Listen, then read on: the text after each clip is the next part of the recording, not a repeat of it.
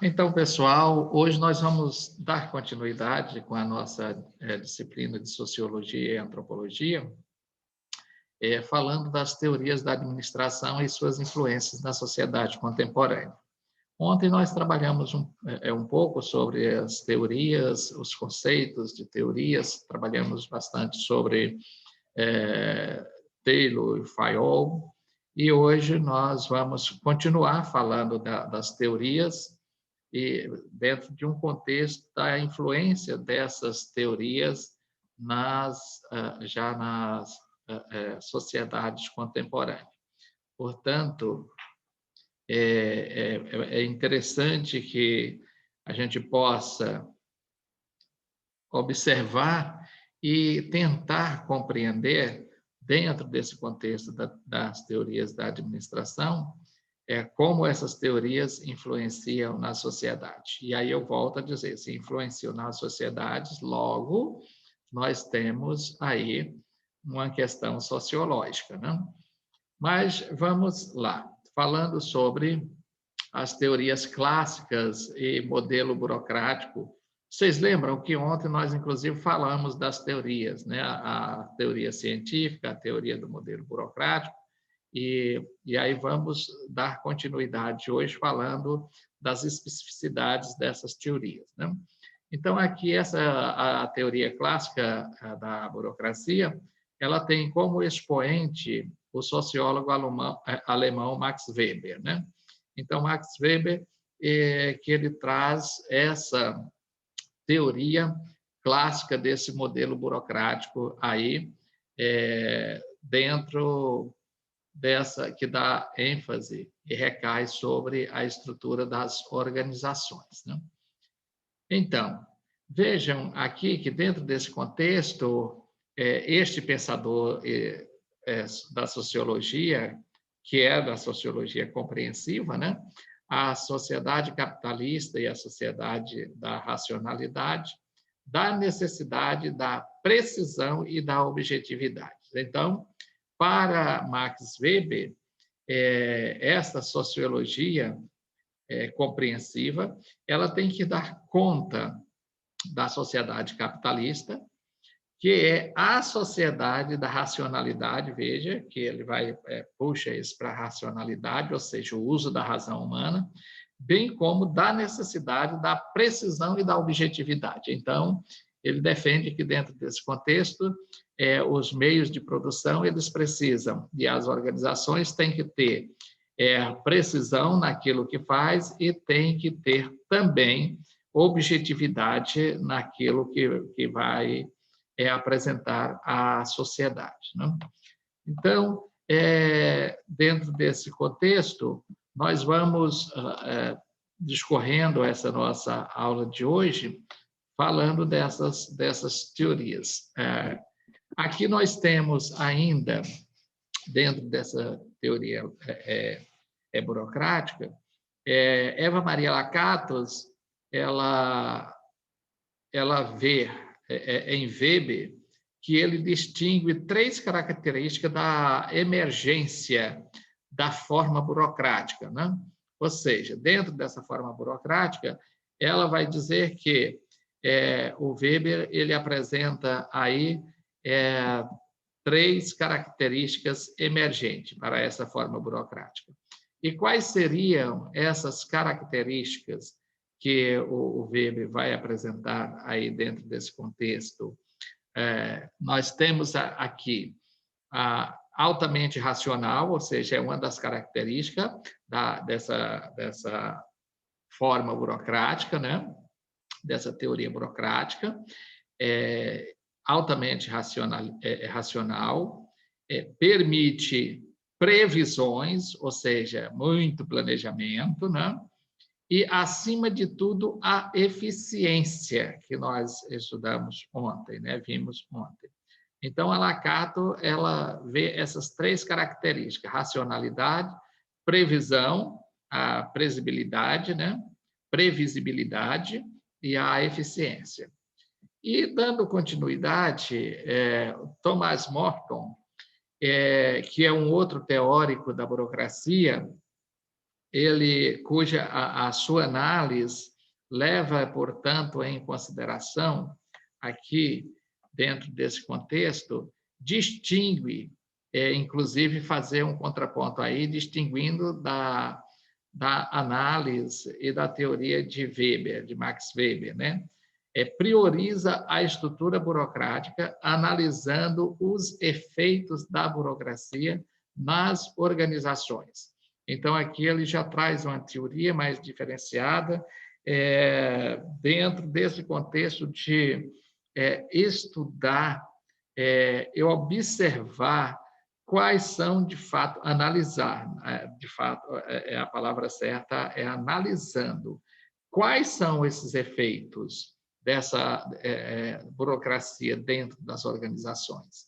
Então, aqui nós temos uma questão, enquanto outra racional, aquele usa a racionalidade, mas dentro de um contexto de analisar quais são os efeitos que isso está causando. A prática burocrática e a aplicabilidade da teoria burocrática dentro da organização está, de fato, suprindo os efeitos necessários, estão atingindo os objetivos da eficiência e da eficácia da instituição, da organização. Então, aqui dentro desse contexto, dessa análise, é justamente para verificar esses efeitos. Enquanto Weber centra a sua atenção na função, Merton se preocupa com a burocracia na estrutura das organizações, né?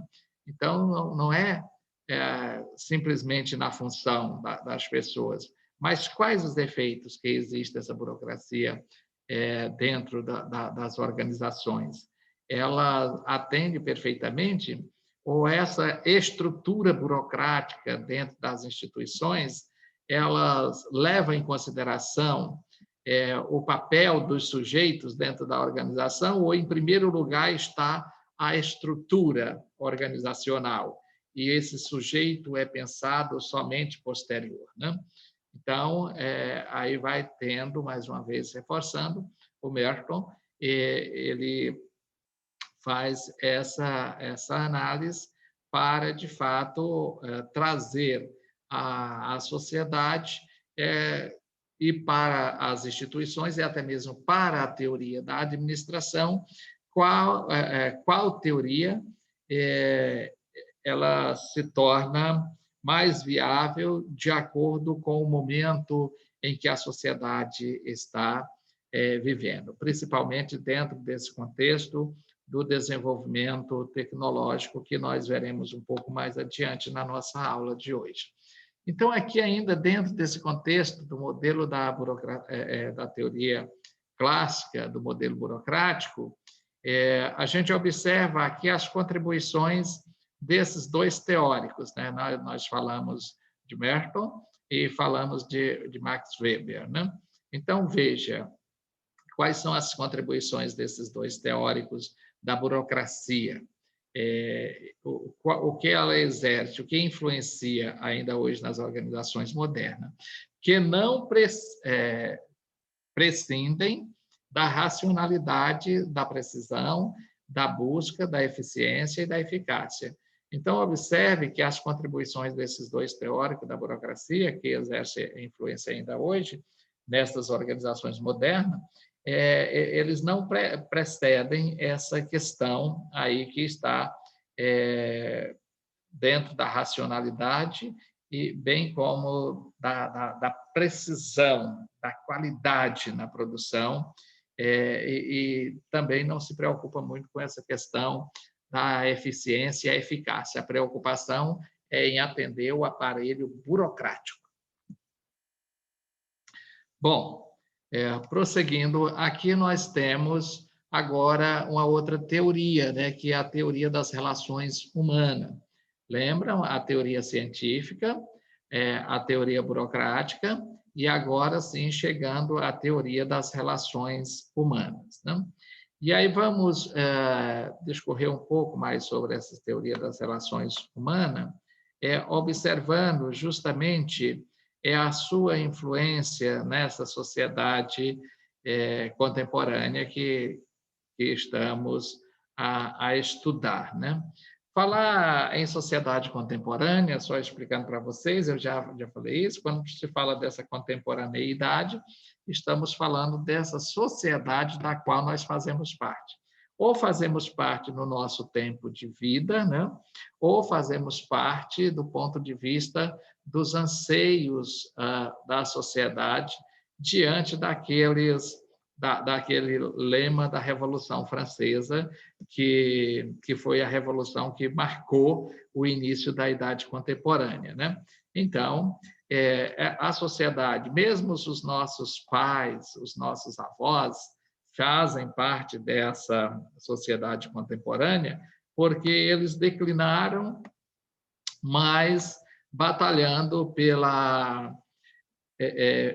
para que aquele lema da Revolução Francesa se cumprisse em nossa sociedade, que é a questão da liberdade, da igualdade e da fraternidade, algo que até hoje nós continuamos a buscar. Mas veja que aqui dentro dessa teoria das relações humanas, ela enfatiza o papel das pessoas nas organizações. Veja que a burocrática ela enfatiza a estrutura organizacional. Esta aqui enfatiza o papel das pessoas dentro da organização.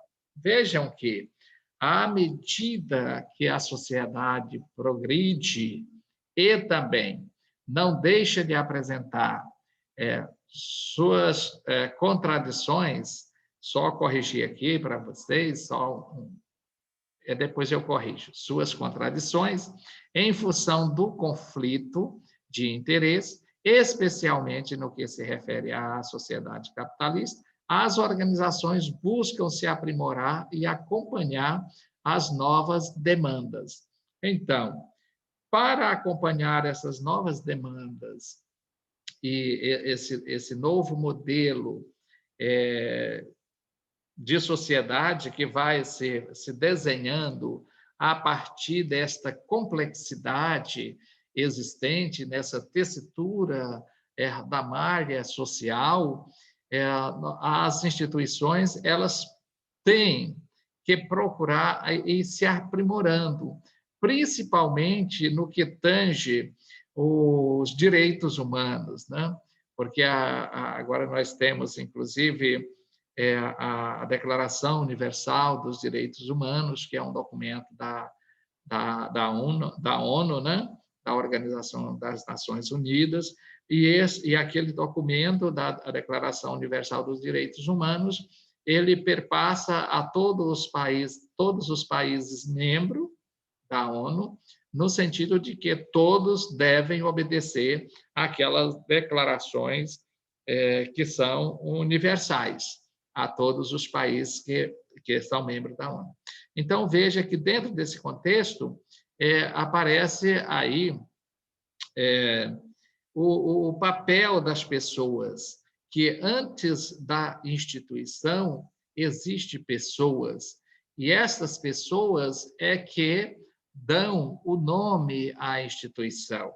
A instituição só irá bem, e no caso as organizações aqui que estamos falando, essas organizações elas só terão sucesso nas suas atividades se as pessoas que fazem parte, que são colaboradores dentro dessa organização, se essas pessoas estiverem bem, se essas pessoas estiverem qualificadas, se essas pessoas tiverem espaço para o aprimoramento, seja esse aprimoramento do ponto de vista de uma formação inicial, e aí quando nós falamos de formação inicial, no contexto do ensino, dos graus de instrução, nós estamos falando de um curso superior, seja este curso um bacharelado, seja este curso uma licenciatura, né?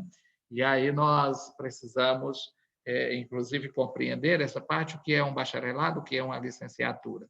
Dentre os bacharelados, nós temos aí os cursos que estão voltados para a área das ciências jurídicas, das ciências sociais aplicadas, e as licenciaturas são aqueles cursos superiores que têm por finalidade formar um professor, qualificar um professor. Não obstante, tanto os de licenciatura, as licenciaturas, quanto os bacharelados, quando nós nos referimos à formação diante da gama de tantas possibilidades de especializações que temos após a conclusão de um curso superior, então a gente se refere, digamos que você é um mestre, que você é um doutor, né? Que você pode ser um PhD, e aí diz qual a sua formação inicial.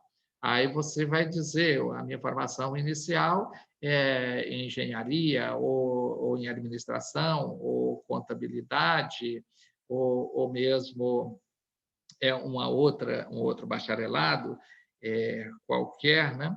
Mas, e agora? A sua instrução, o seu nível de escolaridade. Não, eu sou administrador, mas a minha formação inicial é administração, mas eu fiz um mestrado em ciências políticas, né? Então, isso vai lhe dando outros referenciais, abrindo outros leques de possibilidades. E aí, é dentro desse contexto que a gente precisa observar que as pessoas que, de fato, fazem a diferença dentro das organizações. Dentro de uma organização onde ela está pautada na teoria burocrática, pode existir PhDs, doutor, PhD, dentro da instituição, mas se o que leva em consideração é a estrutura da organização, então não vai fluir muito, porque tem que obedecer àquela rigidez da instituição. Mas quando falamos aqui dessa teoria das relações humanas, né, que vai enfatizar o papel das pessoas, nós podemos encontrar aqui algo interessante que vai fazer a diferença, que é nesta valorização das pessoas, dos papéis, dos diferentes papéis que as pessoas possam desenvolver dentro das instituições ou organizações, que aqui estamos chamando de organizações, aquela questão que nós falávamos ontem, que as pessoas, se elas estiverem bem, elas podem produzir muito mais, né? Muito, embora não vamos aqui nos ater nem defender lá o modelo fordista ou taylorismo, né? Mas digamos que o Fayol, que nós vimos ontem, ele vai defender que o salário das pessoas seja o melhor possível, a fim de que essas pessoas se sintam motivados para produzir mais.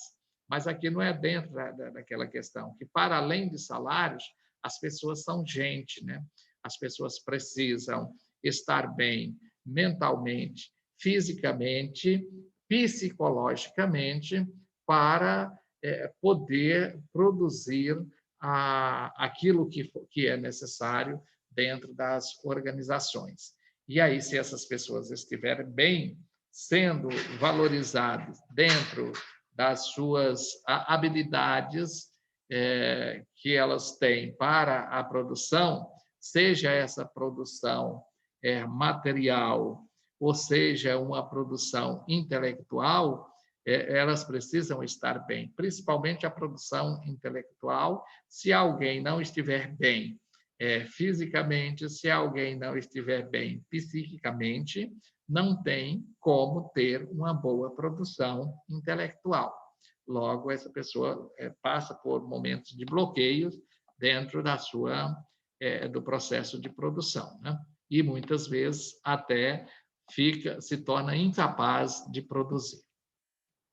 Bom, as teorias da burocracia e científica, né, no âmbito das organizações, elas demonstram como as pessoas e instituições vão se adaptando e buscando aí superar os desafios em um mundo cada vez mais de concorrência, né? Então, elas vão tentando e se ajustando, mas isso de forma muito lenta, tanto a científica como a burocrática, né? E aí, o que que nós podemos ver, né?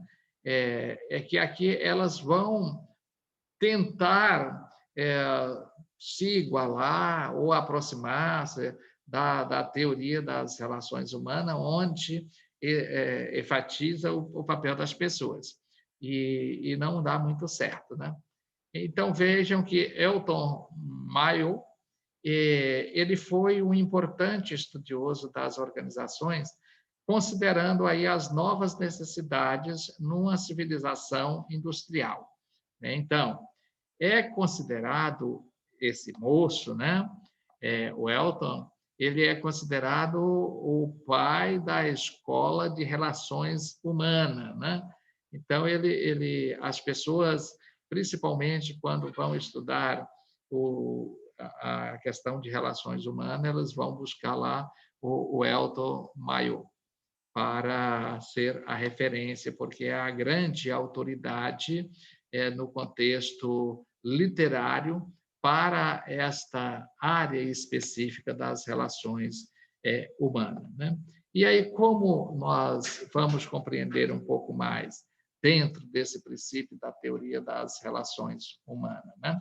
Elton tem como objetivo contribuir para incrementar a produção, ou seja, ele vai incrementar a produção, encontrar resposta aos problemas das empresas, portanto, toda organização social, seja ela industrial, seja uma empresa de prestação de serviço, seja uma empresa de comercialização, mas o certo é que todas as empresas elas têm problemas, né?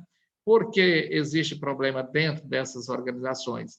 Porque essas organizações elas são criadas por nós, pelo ser humano, né? E nós somos falhos.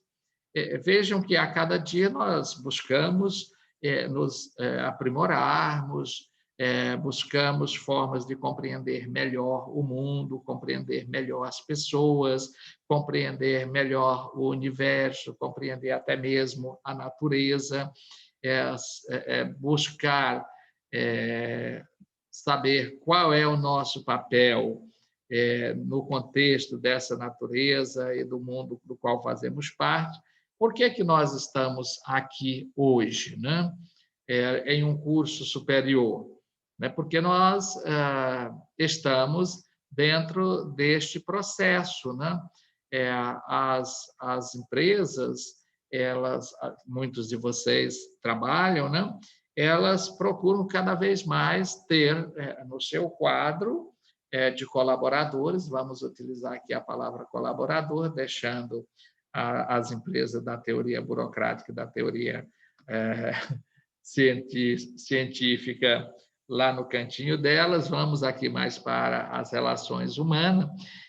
Por que que vocês estão aqui fazendo um curso superior? Aqueles que trabalham é porque as empresas nas quais vocês trabalham apostam e estão à busca de pessoas melhores qualificadas, né? Para exercer as funções mesmo dentro das empresas. E uma outra questão é que você também quer ter uma qualidade de vida melhor em relação a um salário melhor. Isso vai lhe dar mais condições de ter uma melhor qualidade de vida, de usufruir mais de alguns bens, de consumir mais algo. Não estou aqui defendendo o consumismo, mas é claro, nós queremos ganhar mais para quê, né? Se hoje eu tenho uma moto, eu quero estudar para ter a possibilidade de ganhar um pouco melhor, porque amanhã eu pretendo comprar um carro, né? Então, depois que você compra um carro que é 1.0, para lhe livrar do sol e da chuva, né, das intempéries da própria natureza, mas você continua com objetivos, buscando crescer, para você ter a oportunidade de comprar um carro de um motor mais potente, que ele dê um pouco mais, não só de status, mas até de conforto nas suas viagens que você vai empreender. Então, veja, por que eu estou falando isso? Que aqui dentro dessa teoria das relações humanas, o Elton ele vai trabalhar, tem como objetivo contribuir para incrementar a produção e encontrar resposta para os problemas das empresas. Por que determinadas empresas não vendem determinados produtos? Quais são as características desses produtos? O que está embutido nesse produto que não está sendo atraente? Então, isso aparenta-se como um problema, né? E aí sim ele vai mostrar essa necessidade de se olhar para os indivíduos e suas condições de trabalho.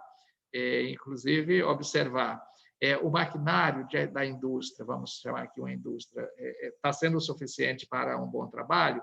Ou a qualificação profissional desse ser humano, deste indivíduo que está trabalhando, a qualificação é apropriada para aquilo que a empresa pretende produzir, né? E as condições onde esse aqui nós estamos chamando de indivíduo, né? Onde essa pessoa está trabalhando, as condições do espaço físico, as condições de maquinário, possibilitam o bem-estar dessas pessoas e para ter a produção adequada, então o Elton ele volta a sua atenção dentro dessa teoria das relações humanas, volta para o homem, porque é o homem quem produz, né? Prosseguindo aqui, MacGregor ele enfatiza os aspectos humanos, defende o descanso, a não rigidez, a ausência de castigo e a adequação do ambiente às necessidades humanas do empregado, né? Então, veja que aqui são algumas teorias na segunda metade do século XX, né? E o MacGregor ele já traz esses aspectos. Ele vai dizer, olha, o ser humano ele precisa ter o descanso para que o seu corpo recarregue. Você já viram aquelas pessoas dizendo, não, nós temos que recarregar as energias, né? Então, é justamente isso, para recuperar da canseira, do cansaço, do enfado, não? Então, a pessoa precisa do descanso. Tem gente até que gosta daquela sonecazinha depois do almoço, fazer a sesta, né? Então, isso é muito bom, né? Então, precisa desse descanso. Ele vai defender que as empresas não podem, as organizações, elas não podem ser tão rígidas, e vai, inclusive, ter aqui a ausência de castigos, né?